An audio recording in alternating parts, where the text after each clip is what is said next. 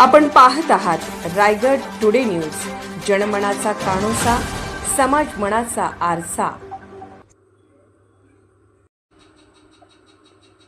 येरळा परिसरात प्रचंड वणवा, हजारो झाडे, मैदानातील गवत जळून खाक, 50 एकरामधील गवत झाडे जळून खाक। सुतारवाडी, हरिश्चंद्र महाडिक।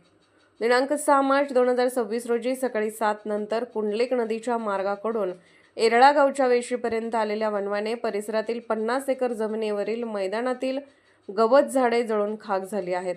हा वणवा विझवण्यासाठी ग्रामस्थांनी आपल्या जीवाची बाजी लावून वणवा आटोक्यात आणण्याचा प्रयत्न केला।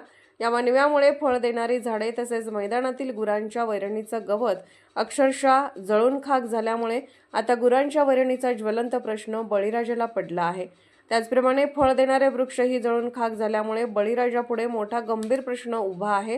गेल्या वर्षी अशा प्रकारचा वणवा लागून मोठी हानी झाली होती। यावर्षी या गोष्टीची पुनरावृत्ती झाली आहे। वन खात्याबद्दल अनेकांनी नाराजी व्यक्त केली आहे।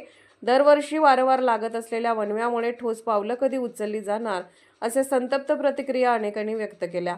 दरवर्षी लागणाऱ्या वणव्याची कोणी दखल घेतली नाही तर हिरवीगार जंगले नष्ट होतील। गुरांच्या वैरणीचा मोठा प्रश्न बळीराजापुढे उद्भवेल। हजारो वृक्ष आगीच्या भक्षस्थानी जातील आणि उजाड माळरान निर्माण होईल अशी भीती ग्रामस्थांनी व्यक्त केली। रायगड टुडे न्यूज चॅनलला लाईक करा, शेअर करा आणि सबस्क्राईब करा।